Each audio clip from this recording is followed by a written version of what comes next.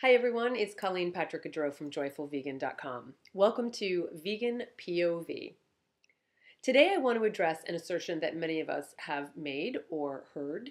It goes something like, cows give milk. What's wrong with drinking milk if the cows are treated humanely? That's one point of view. Here's my point of view. I remember the day that I learned that cows don't just naturally give milk. And I remember feeling so stupid because I desperately didn't want to believe that my consumption of cow's milk and cheese and butter was harming anyone. I believed the story that I had been told, that I had been sold, essentially that cows are here to bestow upon us the gifts of their mammary glands, right? Because we don't say they lactate, we don't say we take their milk, and we certainly don't talk about the fact that we are the ones impregnating them. We have, after all, taken cows out of the wild and freedom out of their lives, manipulating their bodies from ovaries to udder. That is to say, cows aren't finding themselves wooed by the local bull who wants to pass on his genes. We've taken that pleasure away from both of them. We do the dirty deed ourselves. And in order to keep cows lactating, to keep their milk production high, and of course the cows worth keeping alive temporarily, they must be impregnated again and again. The gestation period of a cow is about 9 months, and at the end of that time, all she wants is to nurture and protect and nourish her offspring, just like a human. Instead, however, the cow's baby is taken from her within days, sometimes a day, of birth. And it's a process that every dairy producer, either of a small operation or large operation, will tell you is incredibly traumatic for both mother and baby. And of course, before she knows it, she is impregnated again.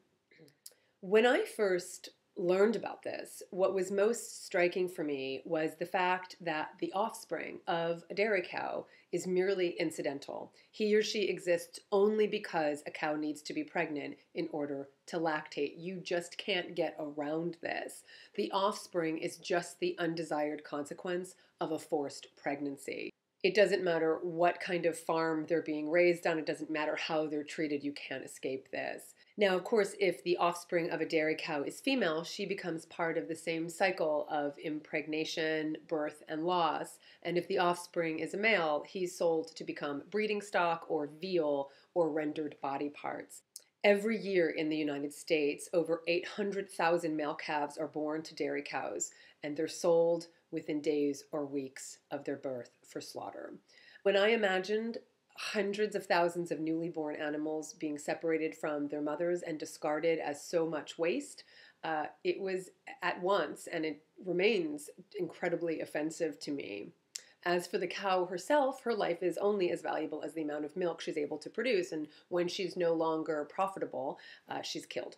Although her natural life expectancy is about 15 or 20 years, all dairy cows, are sent to slaughter at about 4 or 5 years young. There is no green pastured retirement spa for cows. There's no such thing as a slaughter-free animal agriculture system. It is simply not economically viable to feed and shelter and treat and house animals for the rest of their lives and generate no profit in return. Despite what we've been told and despite what we want to believe, dairy farms are not sanctuaries. Whether she's used on a small farm, an organic farm, a humane farm, a family-owned farm, an artisanal farm, or whatever it's called farm, she is killed when her milk production wanes.